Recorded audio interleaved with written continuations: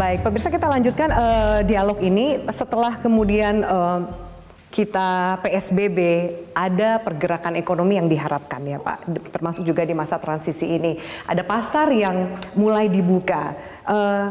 Data terakhir, silakan dirawat jika memang ada Bapak juga punya data terbaru. Kasus pedagang positif di 19 pasar di DKI Jakarta terdapat 148 pedagang yang positif COVID-19. Sehingga akhirnya pasar yang sempat dibuka ditutup kembali.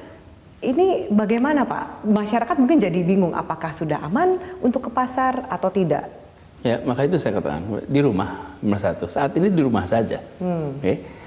Pasar kebutuhan pangan memang sejak masa PSBB pun boleh dibuka. Di Jakarta ada 153 pasar. 122 adalah pasar pangan. 31 pasar non pangan. Nah, kalau pasar pangan memang dari dulu selalu buka. Karena memang mereka melayani kebutuhan dasar. Nah, kita selalu melakukan pengetesan.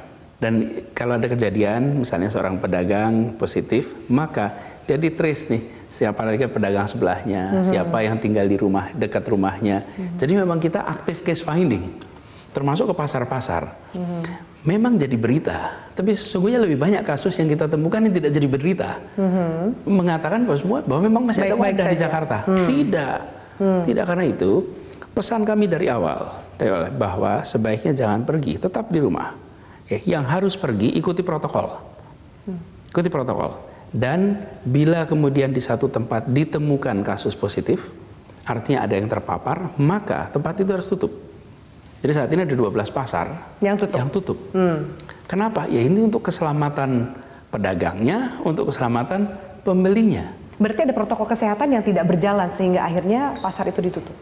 Baik dari pedagang. Jadi kalau sudah penularan, kita tidak tahu apakah masalah protokol atau tidak, penularan terjadi. Karena itulah kemudian kalau ada penularan begitu, istirahat dulu. Nah, banyak kemudian beberapa tempat yang menolak dilakukan testing. Karena khawatir nanti positif, kalau positif lalu berimbas ke mereka. Berimbas. Di situ saya sering katakan, kita ini sedang menyelamatkan nyawa. Karena itu lebih baik diketahui Anda positif dan kami bisa urus Anda. Dan keluarganya, supaya semua selamat. Setelah sekian bulan masih aja ada yang menolak untuk tes, Pak? Selalu ada. Tapi kami pilihannya sederhana. Anda tidak mau ikut testing, maka tidak usah berdagang. Yang berdagang bila di testing harus bersedia. Dan kalau ada satu pasar tidak mau, satu pasar akan ditutup. Jadi kita sederhana kok gitu. Dan sekarang ini pasar pangan maupun non pangan itu dibuka dengan prinsip ganjil genap. Jadi supaya apa? Supaya setengah kapasitas. Jadi Mbak Viani, yang sekarang sedang berjalan itu adalah proses pembelajaran warga secara kolektif untuk mengikuti protokol kesehatan. Dan bila di sana ada masalah, maka break dulu. Untuk apa? Untuk keselamatan semua. Ini yang tadi saya katakan, Mbak. Kalau tujuannya adalah membentuk kebahagiaan saat ini saja, ya nggak usah ditutup. Menutup itu kan orang marah, orang tidak bahagia. Tapi bagi saya sedang menyelamatkan nyawa pembeli dan penjual. Bahwa untuk menyelamatkan nyawa saya harus mengambil keputusan yang tidak populer, tidak apa-apa. Car Free Day, keputusannya seperti apa sebelum dan ternyata Car Free Day yang kemarin kan padat sekali. Orang juga akhirnya mau olahraga untuk sehat, jadi was-was gitu Pak. Ya, nah ini juga menarik. Bahwa kita semua dalam proses pembelajaran. Minggu sebelumnya kita ada kegiatan di jalan sepeda. Mayoritas kemarin juga sepeda. Kemudian malam-malam pun ada yang sepeda. Goes gitu. Karena itulah Jalan Sudirman Tamrin kemarin juga sebenarnya jalur sepeda. Sepedanya banyak sekali. Dan kalau dilihat foto berbeda dengan lihat kenyataan. Dan hampir semuanya bicaranya foto. Nah, foto itu kan sepersekian detik di mana gitu. Itu dan di sosmed terbelah, ada pro ada kon, apa-apa. Tapi bagi kita evaluasi.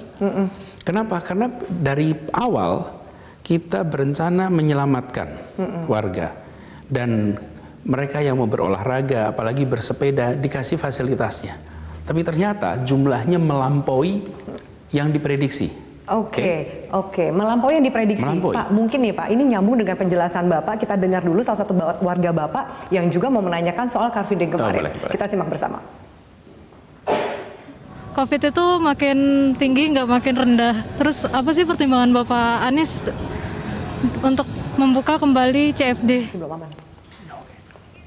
Nah, ternyata tadi menyambung tadi statement dari Pak Anies, ternyata di luar dugaan itu lebih banyak begini, melampaui dari prediksi. HBKB, Hari Bebas Kendaraan Bermotor itu kemarin dilakukan hanya untuk sepeda dan berjalan kaki atau lari, tapi berdagang tidak boleh. Tapi ada yang tukang dagang loh Pak. Tentu satu, kalau kita di Indonesia, selalu saja lampu merah aja ada ngelanggar, ada polisi juga langgar. Jadi kalau ada begitu, langsung ditegur, petugas kita siapkan. Kalau cari sempurna, tidak ada barang sempurna di tempat ini. Pasti akan selalu ada masalah satu dua masalah. Tapi yang jelas, ini hanya untuk sepeda, hanya untuk berjalan kaki. Lalu volumenya lebih besar. Padahal sudah tidak boleh orang berjualan supaya tidak ada kerumunan. Karena tempat parkirnya dan lain-lain itu banyak sekali di situ. Nah, dengan kejadian itu, maka kita review malam ini, selesai acara ini. Ini baru mau direview? Bukan, data-data kan dikumpulin dari kemarin. Kita review langkah untuk pekan depan. Tapi yang pasti tidak sama seperti kemarin. Dan ini bagian dari pembelajaran. Ya buat kami belajar, buat masyarakat juga belajar. Karena ini adalah sebuah bagian dari proses kebiasaan baru di kita. Nah, tapi tujuan kita dari awal adalah warga yang ingin berolahraga kita akan fasilitasi. Karena minggu sebelumnya di GBK penuh sekali. Kemudian, jadi kita ini sambil jalan, sambil lakukan koreksi itu. Dan saya ingin berpesan pada semua, pemerintah akan bisa melakukan kebijakan-kebijakan untuk misalnya penempatan Car Free Day, lokasinya di mana kita bisa atur. Tapi keselamatan itu juga tanggung jawab kita semua. Jadi kalau bepergian untuk olahraga, ya bepergian keluar pakai masker, jangan tidak. Karena itulah perlindungan kita sekarang. Bagaimanapun juga dalam kondisi wabah seperti ini, perlindungan itu penting. Saya beri contoh pengalaman saya pribadi. Saya naik sepeda pakai masker. Engap itu apa ya? Sesak. Susah napas. Saya waktu itu ke Monas, saya pakai sepeda ke Jakarta Utara di Ancol. Sesudah itu saya pakai face shield, tidak pakai masker, tapi pakai penutup wajah. Penutup wajah. Kemudian kami akhirnya tanya sama ahlinya. Saya sampaikan, ini saya naik sepeda dengan pakai masker sesak, pakai face shield, saya khawatir tidak aman. Meskipun saya pernah coba pakai face shield itu. Apa yang kita lakukan? Kami nggak mengambil keputusan kami sendiri. Hari Jumat kemarin, kita kumpulkan ahli kedokteran olahraga, ahli penyakit paru, ahli penyakit menular, asosiasinya, kemudian dengan organisasi atletik, organisasi sepeda, kita melakukan video conference membicarakan tentang kalau olahraga pakai masker atau tidak, pakai face shield atau tidak, atau pakai yang lain. Jadi, hasilnya apa Pak? Hasilnya ini minimal adalah, untuk Car Free Day minggu depan kalau misal ternyata hasilnya ada nih. Dan hasilnya apa? Kesimpulan mereka adalah face shield tidak cukup. Jadi masih ada potensi tertular. Ya, jadi kalau saya katakan saya pakai face shield nggak cukup. Oke, kalau gitu saya tidak hanya pakai face shield saja. Kalau itu pakai face shield dan pakai masker. Menurut mereka pakai masker harus. WHO mengatakan kalau berolahraga tidak perlu pakai masker. Ini WHO yang mengatakan dan resmi. Karena itu jadi pegangan saya sebelumnya. Ketika itu pakai, karena WHO bilang begitu. Tapi kemudian harus pakai masker. Dokter-dokter di sini menyatakan bahwa harus pakai masker, tapinya nih tiap 15 menit sekali harus berhenti.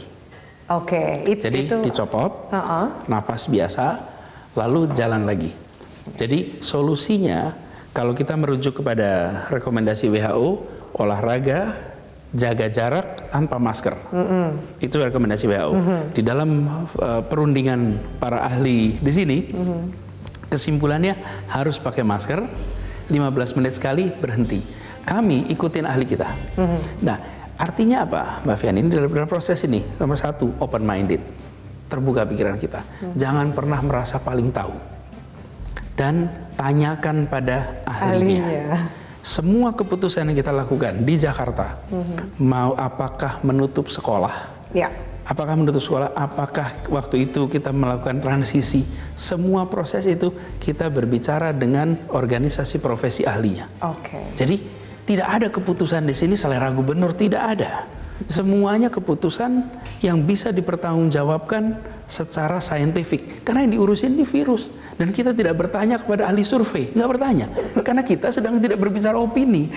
Kita sedang berbicara tentang virus yang ada, pandemi yang ada di masyarakat. rumusnya, ya. Oke, baik Pak. Nanti apa mungkin Bapak bisa bagi lebih jauh soal dampak ekonomi. Nah, ini kita belum bahas lebih jauh. Ada bantuan sosial yang diberikan. Sejauh mana? Apa benar setelah Juli bantuan itu tidak diterima minimal untuk 800.000 keluarga di DKI? Sesaat lagi.